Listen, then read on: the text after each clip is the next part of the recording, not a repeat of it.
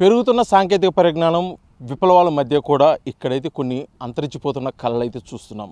వాటిలో ముఖ్యమైనది పాతకాలపు యుద్ధ కళ కర్రసాము. ముఖ్యంగా భారతదేశంలో, అది ఆంధ్రప్రదేశ్లో ప్రత్యేకమైన స్థానం ఉన్న ఈ కర్రసాము ఇటీవల కాలంలో కనుమరుగైన పరిస్థితి. కనీసం నేర్చుకునే దానికోసం, చూసేదానికోసం కూడా ఎవరు ముందుకు రాని పరిస్థితుల్లో కూడా తాను నేర్చుకున్న విద్యను 10 మందికి నేర్పిస్తూ చాలామందికి కూడా ఆదర్శంగా నిలుస్తున్నారు వెంకటేశ్వర్లు.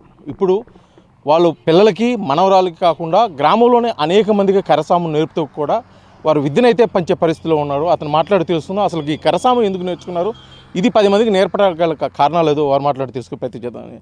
చెప్పండి అనిల్ గారు, ఈ కర్రసాము అనేది గతంలో ప్రాచీనంగా ఎవరో పురాతన కాలంలో నేర్చుకున్నారు. ఇటీవల కాలంలో అయితే కనీసం టీవీలో కూడా కనిపించిన పరిస్థితి.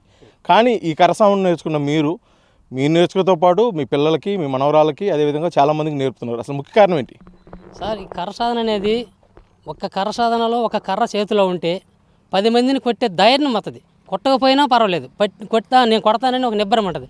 కానీ ఇంతవరకు ఎవరు నేను కొట్టలేదు. మా గురువు గారు వచ్చి సాగరపల్లి చెన్నయ్య గారు మంచి 3 ప్రైజులు గెలిచినాడు. ఆయన కాడ విద్య నేర్చుకోవాలని ఎంతో కోరిక తీసుకొచ్చుకొని నేర్చుకున్నాం మేము 10 మంది దాకా. కానీ నేను నేర్చుకొని నాతో ఆగిపోకుండా నేను దాదాపు ఇప్పుడు ఒక 20-25 మందికి నేర్పన్నా. పైపెచ్చు నా మనవరాలకి, నా ఫ్రెండ్లకి, వచ్చిన వాళ్ళకి ఎవరికి కాదనకుండా నేను ఈజంగా కొంతమందికి నేర్పాలని ఆశతోటి నేను చేస్తున్నా. ఇది నేర్చుకున్న దానివల్ల మంచిదే కానీ చెడేం లేదు. నా మనవరాలను వచ్చి 3 నోరుని కొట్టుకోమని ఇవాళ సవాల్ చేస్తాను. కొట్టలేదు, ఈ అమ్మాయిని కొట్టాలంటే సామాన్యంగా 3 కొట్టలేరు ఇప్పుడు. అంత విద్య దీంట్లో ఉంది. అయితే చూసేదానికైతే ఏమిలే కర్ర సాధన అంటారు. దాంట్లో ఉన్న బలం మాకు తెలుసు. సాటి మనిషిని ఏ రకంగా కొట్టాలా, ఏ రకంగా తప్పించుకోవాలన్న విధానం దీంట్లో ఉంది. నేను నా శిష్యులు అందరికి నేర్పుతున్నా. నా గురువు గారు నాకు నేర్పున్నాడు. ఇది సాగనపల్లి చెన్నై మా గురువు గారు. అది సార్ మొత్తానికి నేర్చుకున్న కళ మీరు వదిలిపెట్టకుండా 10 మందికి నేర్పుతున్నారు. ఈ నేర్పడానికి గల కారణం మీరు ముఖ్యంగా నేర్చుకున్న దానికైతే ఒక ఆత్మరక్షణ కోసం నేర్చుకున్నారు. ఇప్పుడు మీరు 10 మందికి నేర్పడానికి గల ముఖ్యమైన కారణం?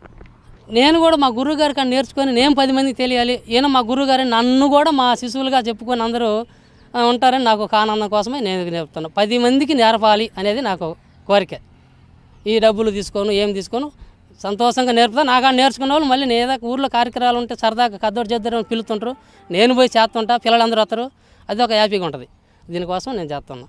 అయితే మొత్తానికి నేర్చుకున్న కళ ఆత్మరక్షణకే కాదు, 10 మందికి ఉపయోగపడుతుందన్న ఉద్దేశంతో కూడా 10 మందికి నేర్పుతున్నారు. ఇప్పుడు మీ దగ్గర ఎంతమంది నేర్చుకున్నారు, ఇంకా ఎంతమంది దూర ప్రాంతాల నుంచి వస్తున్న పరిస్థితున్నారు? నా దగ్గర దాదాపు ఇప్పుడు ఒక 25 మందికి 30 మంది దాకా నేర్పన్నా. ఇప్పుడు ఒక 9 మంది 10 మంది నేర్చుకుంటున్నారు. ఇంచుమించు ఒక 40 మందిలో నేను గురువు అయి ఉన్నా. ఇంకా ఎంతమందికైనా 2 సంవత్సరాల వరకు నాకు కెపాసిటీ ఉంది, నేర్పే కెపాసిటీ నేర్పుతానే ఉంటా. కానీ దీనికి సంబంధించి ఎటువంటి ఫీజులు తీసుకోవడం కానీ ఎటువంటి ఏముండదు, ఏమి తీసుకోండి. అది ఉచితంగా నేర్పగల ముఖ్యమైన కారణం మీ గురువు గారు మీకు ఏమైనా నేర్పాడా? అంటే ఇది మనీ డబ్బులు తీసుకోకూడదు, లేకపోతే ఎటువంటి గురుదక్షిణ తీసుకోకూడదని? మా గురువు గారు మా పెదరకట్లే ఉండే తెనాల్లో మంచి విద్య నేర్చుకొని 3 ప్రైజులు కొట్టిండు ఆయన కానీ నేర్చుకుంటే ఆ విద్య నేను కూడా ఒక ఇది అవుతుందని చెప్పి ఆయన నేర్చుకుంది, మా గురువుగారు నేర్చుకుంది ఒక యాదవులు అవుతాను కాడ. ఆ విద్య మళ్ళీ ఆయన నేర్చుకుని మా యాదవులు ఇచ్చి నాకు అప్పచెప్పాలని నాకు ఆయన నేర్పాడు. ఆ అవకాశంతో నేను కూడా అందరికీ చెబుతున్నా. కాకపోతే నేర్చుకోవడానికో లేకపోతే ఇంకేదైనా యుద్ధకాలు నేర్చుకునేదానికైతే ముందుకు రాని పరిస్థితి. వాళ్ళకి మీరు కర్రసామ నేర్పేవాళ్ళుగా, నేర్చుకున్నవాడుగా మీరేమైనా సలహా ఇస్తారా? కర్రసామ నేర్చుకున్న దాని వలన ఉపయోగం, ఒక గంటకైనా కర్ర తిప్పగలిగితే దాదాపు 15 రోజులు మీరు ఎక్సర్సైజ్ చేస్తారు, దాంతో పోటీ చేస్తారు. నా కాడ కర్ర సాధన ఒక గంట నేర్చుకొని కర్ర తిప్పగలిగితే డాయరు బనీన్ 2 తడిసిపోవాలి. ఇంత టాలెంట్ కూడా ఉంది ఇందులో. అది చెప్పండి, మీరు మీ తాతయ్య దగ్గరే కర్రసామ నేర్చుకున్న పరిస్థితి. ముఖ్యంగా మీ వయసు పిల్లలంటే సెల్ ఫోన్లకే పరిమితి అవుతారు, కానీ మీరు ముఖ్యంగా కర్రసామ నేర్చుకోగల కారణం? ఆడపిల్లలమని మా ఆత్మరక్షణ కోసం ఈ కర్రసామ అనేది మా జేజనం దగ్గర నుంచి నేర్చుకున్నాము.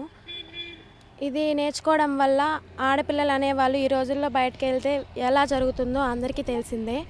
ఇలాంటి ఒక విద్య చేతిలో ఉంటే మన చేతులతోనే మనము ఎవరైనా మన మీదకి వచ్చినా, మనల్ని ఏమైనా అన్నా వాళ్ళని ఎదిరించే ధైర్యం మనకు ఉంటుందని నేర్చుకున్నాము. ముఖ్యంగా మీ వయసు పిల్లలకి మీరు చెప్పేది, అంటే ఒక సమకాలికలుగా మీరు ఈ విద్య గురించి చెప్పదలసింది ఏమైనా ఉందా? ఫోన్స్, టీవీస్కి కొంచెం దూరంగా ఉండి ఇలాంటి కరసాధన కొన్ని ఏవైనా సరే వాళ్ళకి తోచిన విద్యని నేర్చుకోవడం వల్ల వాళ్ళకి లైఫ్లో ఉపయోగపడే అవకాశం కూడా ఉంటుంది. సరే, ఇది మొత్తానికైతే కూడా కర్రసామును నేర్చుకోవటమే కాదు, ఈ విద్యని 10 మందికి నేర్పడం ద్వారా కూడా పురాతన యుద్ధ కళ అనేది కూడా కొనసాగించేదాని కోసం కూడా అయితే నా వంతు కృషి చేస్తానని చెప్పేసి వెంకటేశ్వర తెలియజేస్తున్నారు. అదేవిధంగా మహిళలు ముఖ్యంగా చిన్నపిల్లల దగ్గర నుంచి పెద్దవారి వరకు కూడా ఆత్మరక్షణలో భాగంగా ఈ కర్రసాము నేర్చుకుంటే తమను తాము కాపాడుకోవడంతో పాటు కూడా ధైర్యంగా కూడా జీవితంలో ముందుకు సాగవచ్చు అని చెప్పేసి కూడా మనకు తెలియజేస్తున్న పరిస్థితి అవుతుంది. వీడియో జర్నలిస్ట్ లక్ష్మితో శ్రీనివాస్, RTV, పెదారకట్ల, ప్రకాశం జిల్లా.